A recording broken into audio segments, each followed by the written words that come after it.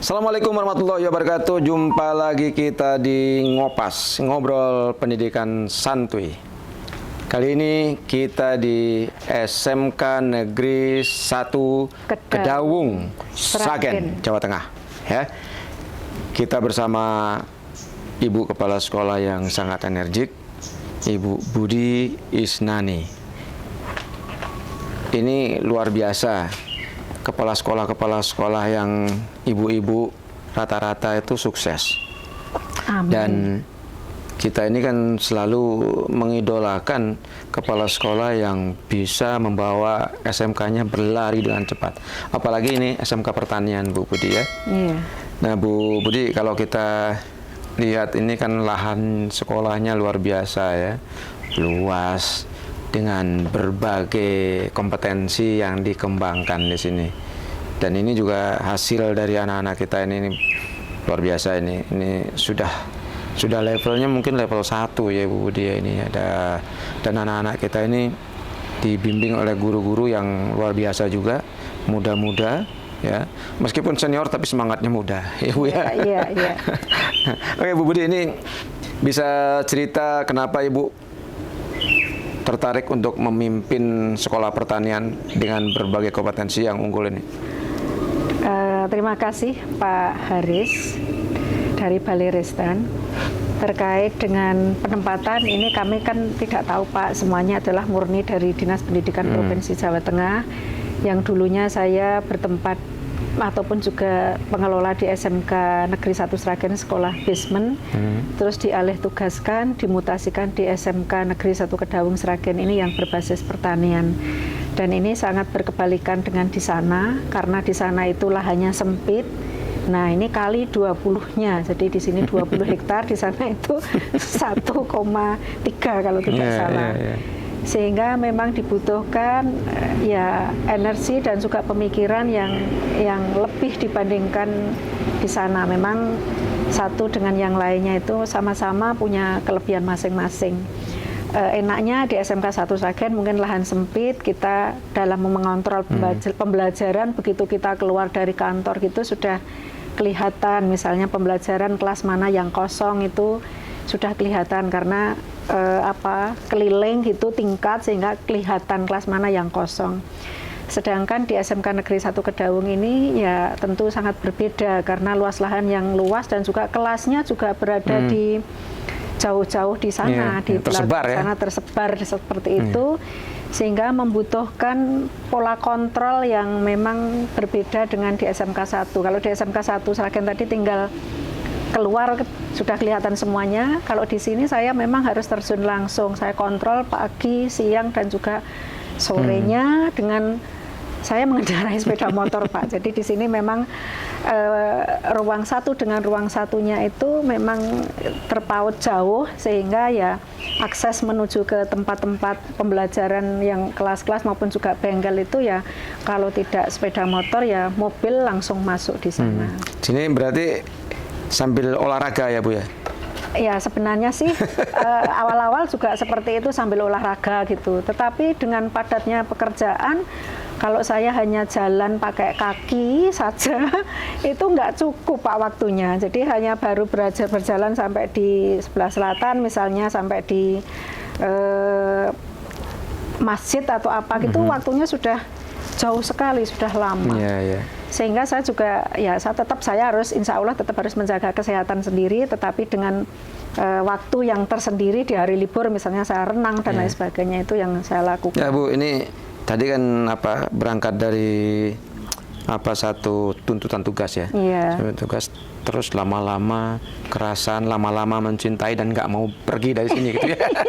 Kalau misalnya boleh matur itu ya saya sampai pensiun di sini pun saya juga senang-senang saja Pak. Karena jujur saja kalau di SMK 1 Sragen ya mau parkir itu aja juga harus mikir nanti kayak notok dok sana dok sini lah, sini begitu luasnya jadi enak dan juga nyaman. Sehingga sekolah saya yang besar ini sering ketempatan kegiatan-kegiatan dari KCD itu bertempat di sini ya antara lain faktornya adalah karena apa namanya luas itu tadi, sehingga tantangan terbesarnya Bu apa Bu dalam mengembangkan SMK pertanian itu? Iya, tantangan terbesarnya adalah ya karena luas itu tadi, tentu kita juga harus ada niatan bahwa nantinya juga harus mendapatkan hasil yang lebih baik dan lebih besar dari sisi ya usaha-usaha yang secara otomatis kami sampaikan kepada para kaprodi di prodi masing-masing harus punya keunggulan-keunggulan yang tentunya harus ada nilai jualnya begitu Pak, ada produk unggulan gitu Pak Haris. Bu, tadi saya sempat keliling ke sekolah Ibu ya, dan memang luas banget, banyak sekali kompetensinya. Nah, Ibu mengelola kompetensi yang banyak ini seperti apa? Ya memang kami selalu berkoordinasi dengan para kaprodi itu, kami berikan juga kebebasan seperti di kurikulum Merdeka, yang tahu persisnya di prodi itu kan juga prodinya sendiri. Hanya saja saya sisip-sisipkan, saya kadang juga belajar melalui media yang ada sekarang ini, apa enggak seperti misalnya buat roti itu yang sesuai dengan kebutuhan yang saat ini dibutuhkan itu, apa enggak lebih baik seperti itu daripada nanti kita membuat produk tetapi kurang diminati. Apa yang sesuai dengan kebutuhan masyarakat itulah yang mungkin ditekuni ataupun juga sering dilakukan. Barangkali nanti hasil dari itu nanti laku di pasaran. Nah, nanti itulah yang warna-warna yang saya berikan kepada para kaprodi itu. Dan saya juga misalnya di salah satu jurusan misalnya belum begitu getol gitu, saya juga mengingatkan misalnya di agronomi, Pak, lah ini kan jurusan pertanian, apa enggak lebih lengkapnya ini juga ada produk, misalnya di sana beras ya Pak ya, beras organik gitu ya. Tentu kita juga alangkah baiknya untuk media, untuk pembelajaran anak juga harus ada beras hitam, beras merah dan lain sebagainya. Itu yang kadang saya juga ya harus dan memang harus saya sampaikan kepada para kaprodi. Ya, ini menarik Bu, karena ada di Jawa Tengah ini ada 3 SMK pertanian dan semua pimpinannya perempuan. Oh gitu ya. Dari Munadi, kemudian dari SMK 3 Solo 3 ya, dan kemudian sampai ke Daung ini. Nah, dulu kalau kita bicara dulu ya Bu, kita bicara dulu itu kan SMK pertanian ini termasuk di apa ya, sama masyarakat tuh dianggap nomor 2 gitu. Nanti dulu anak saya jangan jadi petani lagi gitu. Nah, Ibu membrandingnya sehingga menjadi sekolah yang seperti sekarang ini seperti apa sih? Ya, awalnya adalah gini Bapak, agar nanti sekolah ini disenangi dulu, yaitu dengan lingkungannya terlebih dahulu. Saya berangkat dari lingkungannya. Lingkungannya jangan sampai ada kesan kita udah di desa ya, jadi kesannya itu jangan deso gitu loh ya. Jadi saya berusaha make up wajah depan itu terlebih dahulu sehingga menarik di mata masyarakat dan juga calon peserta didik baru. Ya dengan pola lingkungan yang seperti di kota gitu loh Pak, sehingga anak-anak nanti juga cenderung berminat awalnya seperti itu gitu loh Pak lah. Lama-kelamaan tapi ternyata juga membuahkan hasil dengan anak-anak setelah terbukti pada waktu dulu itu di masa COVID itu mereka ada di rumah lama, setelah itu datang ke sekolah itu merasa pangkling dengan sekolahnya, dan itu kesempatan saya gunakan waktu itu anak-anak tidak di sekolah, saya gunakan untuk menyulap wajah sekolah ini, sekaligus kami pada waktu itu juga punya angan-angan bahwa saya juga harus mendapatkan penghargaan dari lingkungan gitu, dan itu saya sampaikan, saya bentuk tim, saya bicara dengan manajemen yang ada, kami membentuk tim, terus kami berkoordinasi dengan dinas lingkungan hidup dan lain sebagainya, dan akhirnya ada verifikasi dan penilaian, monitoring dan lain sebagainya, dan alhamdulillah kami juga termasuk di dalamnya, satu-satunya SMK di Kabupaten Sragen yang sudah mendapatkan penghargaan sebagai sekolah adiwiyata mandiri dari Menteri Lingkungan Hidup Ibu Siti Nurbaya itu tadi. Nah, begitu seperti itu kondisinya yang berbalik itu tadi. Anak-anak datang dengan itu tadi kekaguman, dibuktikan dengan anak-anak selfie sana, selfie sini di tempat-tempat yang baik itu tadi. Iya, itu, ini makanya yang awalnya berangkat dari itu tadi. Yang menarik itu kan Ibu sama teman-teman ya berhasil membalikkan penilaian masyarakat bahwa ini SMK Pertanian ini menjadi penting saya, gitu ya. Bincang-bincang dengan teman-teman itu kok lingkungannya kok seperti ini, banyak damen-damen, banyak beling, banyak sampah-sampah gitu. Terus dia bilangnya gini, lah maklum lah Bu, sekolah pertanian gitu toh. Justru saya tidak, saya nggak seperti itu. Justru kita sekolah pertanian kan juga ada para profesor pertanian, para insinyur. Boyo kita punya lingkungan yang ya benar-benar menarik, ini nanti bisa ya meningkatkan animo pada saat PPDB dan lain sebagainya itu agar nanti kita juga tidak kekurangan ya input PPDB. Ibu nggak takut kalau apa namanya masyarakat mengatakan sekolahnya sekolah desa gitu? Ya itu tadi Pak, saya berangkat dari itu tadi, jangan ada kesan desa itu tadi, saya rubah wajahnya itu tadi. Jadi di depan ya dulu masih seperti itu ya, alhamdulillah pelan tapi pasti akhirnya selesailah. Wajah depan sudah agak berubah dan kalau saja ya cukup dana gitu ya kami sampai mikir sampai ke belakang ya semoga pelan tapi pasti nanti pada akhirnya sampai di belakang sana. Hanya karena ini sekolah tua Pak, jadinya ya sana sini rusak. Saya juga harus perbaikan. Sekolahnya tua tapi guru dan muridnya milenial Bu ya. Ya Bu, gini Bu, jadi ini kita sedikit ke soal yang agak viral sekarang ya tentang Merdeka Belajar ya. Di pertanian, khususnya di sekolah-sekolah pertanian kita juga mengalami satu gejolak lah. Kalau kita katakan itu gejolak atau mungkin semacam peralihan paradigma gitu ya. Dari biasanya menggunakan kurikulum K13 kemudian berubah lagi sampai menjadi kurikulum yang sekarang ada, bahkan kurikulum Merdeka, kurikulum prototipe dan sebagainya. Ibu memandang perubahan-perubahan kurikulum untuk sekolah pertanian seperti apa? Ya pada prinsipnya bagi kami gini Pak, yang namanya perubahan itu harus kita ikuti karena kalau kita tidak mau berubah ya kita akan tergilas dengan dengan keadaan itu tadi.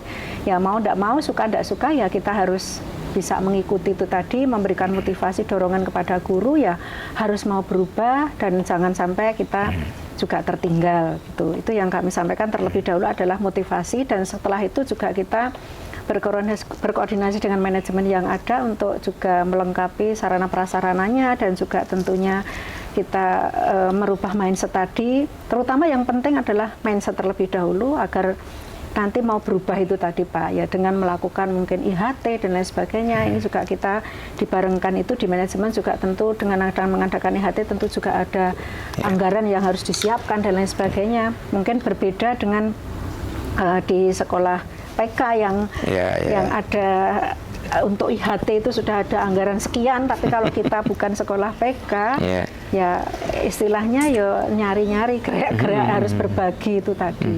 Begitu Pak Aris. Kalau Ibu melihat Merdeka Belajar itu seperti apa sih Bu? Merdeka Belajar itu justru sebenarnya juga ada kebebasan untuk anak untuk berpacu ya Pak ya, mengembangkan. Kalau memang anaknya tidak malas, itu adalah kesempatan juga untuk mengembangkan kompetensi yang ada dengan waktu mungkin yang lebih banyak dan lain sebagainya gitu ya Pak ya Pak Aris. Itu yang kami. Ini kan termasuk dari Merdeka Belajar ya Bu ya? Iya, ini juga hasil dari Merdeka Belajarnya itu tadi. Bu Budi, ini kalau kita bicara tentang sekolah menyenangkan ya, tadi kan kita bicara tentang bagaimana Merdeka Belajar, bagaimana anak-anak kita bisa belajar banyak hal dari berbagai kompetensi yang berbeda ya. Kemudian kita ke sekolah menyenangkan yang sekarang juga menjadi viral ya, dikumandangkan di Jakarta, digaungkan di daerah ya. Nah, sekolah menyenangkan tuh menurut Ibu sebagai kepala sekolah di SMK Pertanian seperti apa sih? Iya, terima kasih Pak Haris. Konsep yang ada dalam diri saya dulu waktu saya ini dari SPG Pak, dulu itu dibekali belajar untuk mengajar, belajar mengajar yang diawali dari penekanannya adalah seperti filosofinya Ki Hajar Dewantoro dulu, bahwa kita tugas guru adalah di samping mengajar juga mendidik, tapi harus mengedepankan mendidik itu tadi. di mana pada saat kita mendidik itu dan juga mengajar itu metode yang selalu digaungkan dulu adalah metode pembelajaran yang kreatif, gembira, yaitu dulu adalah istilahnya adalah disingkat dengan pakem gembrot itu tadi. Barangkali ini di masa sekarang ini ya mungkin juga masih relevan juga dilaksanakan, yang pada intinya adalah pembelajaran yang kekinian sesuai dengan metode-metode yang sekarang. Tentunya teman-teman ini sudah tergabung di MGMP-nya masing-masing, sudah sering mungkin mendapatkan pelatihan-pelatihan dari P4TK ataupun juga dari BPMPV misalnya, harus dengan cara ini dan lain sebagainya. Setelah itu nanti dikembangkan di sekolahnya masing-masing lewat MGMP sekolahnya masing-masing, sehingga harapannya ini bisa benar-benar dijalankan yang pada akhirnya memberi kesan menyenangkan. Kalau di SMK Kedaung harapannya adalah pembelajaran yang menyenangkan itu tadi adalah di samping belajar, anak-anak itu nanti juga berpraktek. Nah, sekaligus nanti ada hasil dari praktek itu nanti juga anak-anak diberi kesempatan untuk memasarkan produk yang pada akhirnya nanti mendapatkan profit begitu, Pak. Yang mungkin ini yang ujungnya di situ. Ujungnya di situ, sesuai dengan selalu yang harus digembar-gemborkan bahwa kita itu harus bisa mencetak anak-anak itu sesuai dengan slogan ataupun juga dari direktorat itu adalah masalah BMW ya, bekerja, wirausaha dan juga melanjutkan yang ketiganya ini, yang prioritasnya ada tetap wirausaha. Kita kan sekarang dibalik menjadi WBM ya Pak ya, jadi berwirausaha. Tapi kan kalau di SMK itu kan idealnya 70-30 ya. Iya. 70 praktek, 30 teori. Iya, betul Pak. Implementasinya kalau di pertanian seperti apa Pak? Kalau ya tentunya banyak prakteknya Pak, termasuk juga kita juga harus menyiapkan di anggarannya, di RKS-nya juga bahan prakteknya juga harus disiapkan. Jangan sampai kita gembar-gembor praktek-praktek tetapi anggarannya tidak ada, kan juga sama aja dengan bohongnya. Ya, jangan sampai nanti menjadi kita harus benar-benar SMK bisa, ya bisa apa-apa bisa gitu. Tapi di sini kan teaching factory sudah jalan semua. Sudah jalan. Ya, artinya hasilnya pun bisa seperti ini gitu kan. Iya, bisa dilihat. Kemudian tadi kalau kita dengarkan kawan-kawan itu kan ini sudah dipasarkan ya, dan biasanya pembeli itu datang gitu ya. Pembeli datang, ya itu seperti apa pengelolaannya? Memang seperti itu Bapak, jadi sudah ditekankan di jurusan masing-masing agar hasil produk itu nanti bisa menghasilkan produk unggulan yang nanti pada akhirnya ada nilai profit, yang pada akhirnya juga nanti dari situ nanti kelihatan ya hasil itu tadi untuk seperti anjuran ataupun juga kita satu-satunya SMK Kedaung di Kabupaten Sragen yang sudah mengikuti program atau arahan ataupun juga himbauan untuk masuk ke usaha mandiri ya baru di SMK Kedaung. SMK Kedaung. Artinya produksinya sendiri, kemudian dipasarkan sendiri, dikelola sendiri. Dikelola sendiri, tapi juga diperiksa Bapak, diperiksa oleh inspektorat maupun juga BPK. Beberapa waktu yang lalu saya lupa persisnya, tapi kita sudah diperiksa oleh BPK maupun juga inspektorat. Artinya produksinya sudah dilakukan secara mandiri gitu kan. Dan ini kan menyenangkan buat semua, buat guru-gurunya menyenangkan, siswa pun menyenangkan juga ada selfie-nya sering gitu. Iya, mereka bermain di kebun dan sebagainya. Dan ini menarik ini. Tadi ada ide dari kawan-kawan itu dari Ibu juga saya dengar tadi untuk mengembangkan eduwisata. Itu seperti apa itu? Kami memfasilitasi Bapak pada waktu itu bagaimana agar nanti kita punya program eduwisata itu berjalan dengan baik, tentunya juga menyenangkan itu tetap harus dipegang.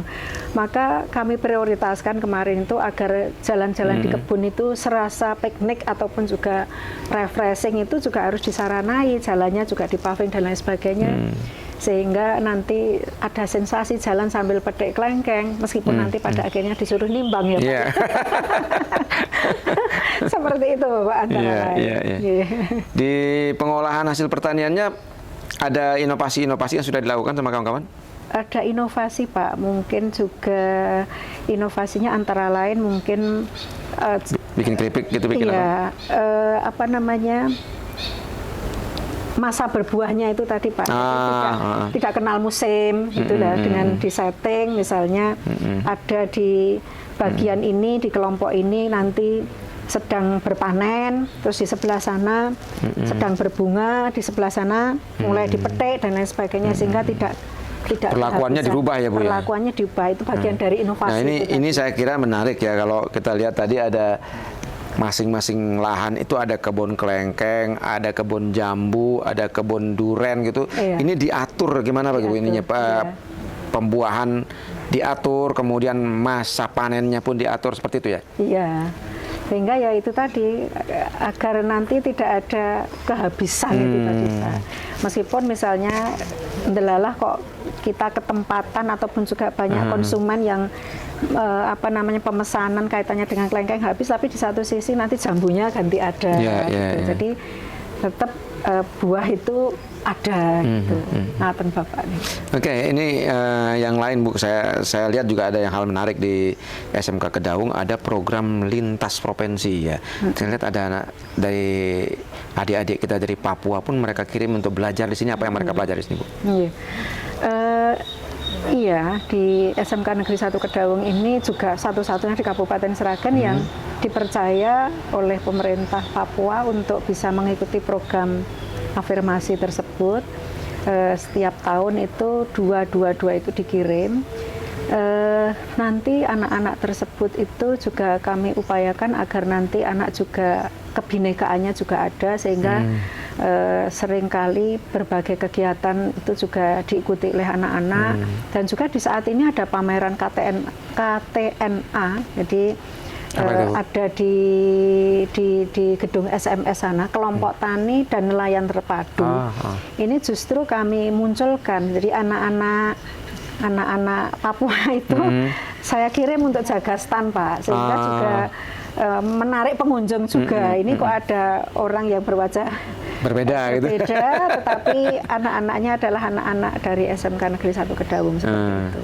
Nah, ini saya kira menarik ya untuk melakukan penularan ilmu pengetahuan ke wilayah-wilayah yang tadinya di pertaniannya kurang maju gitu ya, kalau kita katakan kurang maju. Dan mudah-mudahan harapan kita adik-adik yang berasal dari wilayah timur Indonesia ini kembali ke daerahnya, kemudian mengembangkan apa yang dia dapat di sini, diimplementasikan di sana gitu Bu ya. Diimplementasikan di sana.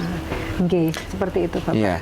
Nah, lalu satu lagi Bu, jadi kalau kita bicara tentang pertanian pada umumnya, ya tentunya mekanisasi pertanian juga sudah berjalan demikian maju ya di Kedaung, khususnya di sini. Kalau kita lihat dari lahan yang sangat luas.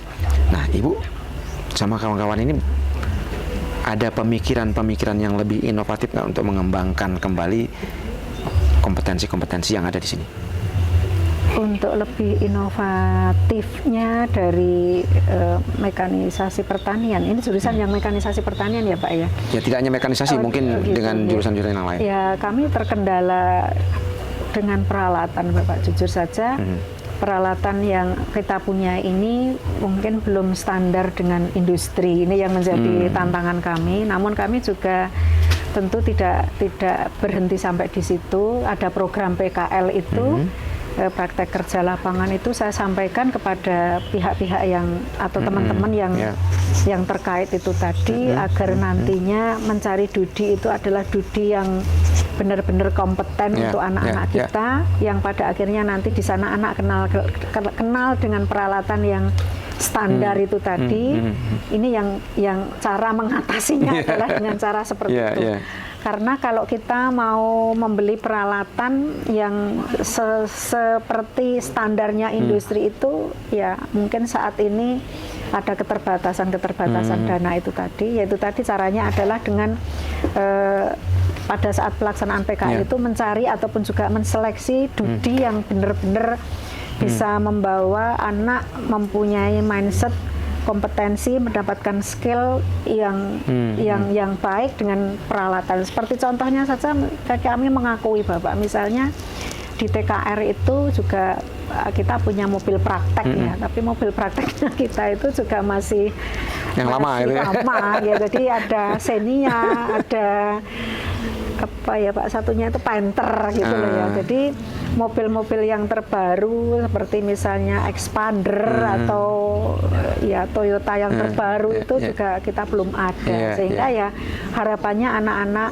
PKL di Dudi itu tadi mendapatkan ya gambaran ataupun juga bisa syukur-syukur anak itu diberikan kewenangan untuk praktek itu tadi dengan peralatan yang tapi modern. ini kan kalau kita bicara PKL Bu, ada upaya kawan-kawan untuk mengembalikan anak-anak kita itu PKL di dalam sekolah melalui industri-industri yang ada di sini.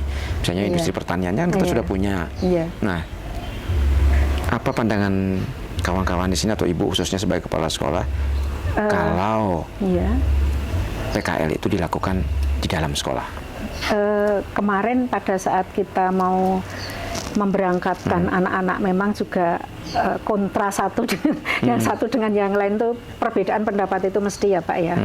Karena kita juga mengacu pada akreditasi sekolah bahwa PKL kita laksanakan 6 bulan gitu ya. Yang pihak yang satunya juga tidak menghendaki seperti itu. Saya juga kurang sependapat kalau 6 bulan full di Dudi, karena bagaimanapun juga kita itu mengemban amanah dari orang tua, penekanannya adalah karakter. Kekhawatiran saya itu kalau 6 bulan full di Dudi itu nanti juga karakter anak itu nanti sudah berubah ya, seperti misalnya ya merasa dia itu sebagai orang yang sudah bekerja, lupa kalau dia sekolah, sehingga agak kecenderungan misalnya dari performanya dan lain sebagainya itu sudah berubah. Jadi kami menginginkan nanti misalnya tetap kita 6 bulan dengan konsep yang 4 bulan ada di sekolah, ada di Dudi, dan nanti yang 2 bulan kembali ke sekolah. Kembali ke sekolah. Atau di sekolah sendiri kan mereka bisa PKL juga di kebunnya kan? Bisa PKL sendiri, tapi dengan tentunya administrasi harus kita cermati dan kita kondisikan bahwa kita nanti PKL 6 bulan, sehingga harapannya yang 2 bulan itu tadi harus dikomunikasikan dengan Dudi bahwa nanti 1 bulan sekali misalnya tetap memberikan bimbingan dan juga arahan dan juga arahan-arahan agar anak-anak itu tetap dalam istilahnya dalam keterlibatannya Dudi itu tadi. Yang kami harapkan adalah seperti itu, sehingga 2 bulan di sekolah itu sekaligus nanti juga menyiapkan anak-anak tentang materi-materi yang normatif adaptif itu tetap harus jangan dilupakan Pak. Sekaligus untuk menyiapkan laporan-laporannya agar nantinya benar-benar ya sempurna begitu diakui oleh kita, mendapatkan anak-anak mendapatkan pengalaman langsung, tetapi juga karakternya tetap terbangun dengan cara yaitu tadi 4 bulan di Dudi, yang 2 bulan di kembali ke sekolah.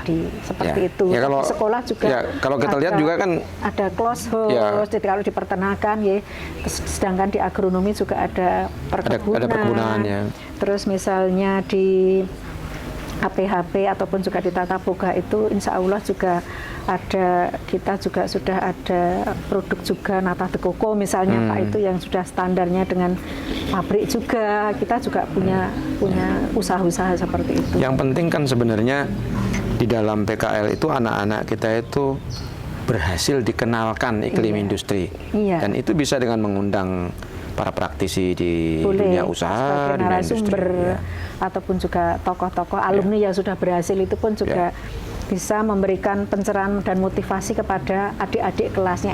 Ini juga menjadi tanggung jawab bagi para alumni-alumni yang sukses itu tadi. Selalu saya sampaikan kepada teman-teman seperti itu, Pak. Oke Ibu, sebelum kita akhiri, Ibu ada yang ingin Ibu sampaikan? Ya, terima kasih sekali Pak Aris. Tentunya kami menginginkan bahwa kita benar-benar SMK ini menjadi mitra ataupun juga tempatnya anak-anak untuk menimba ilmu, dan jangan sampai ada para alumninya itu nanti menganggur, sehingga jangan sampai ada image SMK penyumbang pengangguran itu ada di SMK Negeri 1 Kedaung Sragen. Jadi anak lulus ya syukur-syukur sebelum lulus anak sudah dipesan oleh dunia usaha, dunia industri. Ya setidaknya 3 bulan berikutnya sudah ada laporan anak-anak kita itu sudah terserap di dunia usaha, dunia industri. Iya, Begitu Pak iya. Aris. Oke, sahabat Tristan, para pemirsa dimanapun Anda berada, SMK menjadi salah satu inkubator pengembangan SDM di berbagai bidang. Dan di SMK Pertanian Kedaung Sragen ini salah satu SMK yang mendukung program ketahanan pangan nasional. Dan di sini anak-anak kita juga berlatih bagaimana menjadi petani milenial yang mampu menghasilkan produk-produk unggul. Kita akan jumpa lagi di Ngopas berikutnya dengan topik yang tidak kalah menarik. Sampai ketemu. Assalamualaikum warahmatullahi wabarakatuh. Waalaikumsalam warahmatullahi wabarakatuh.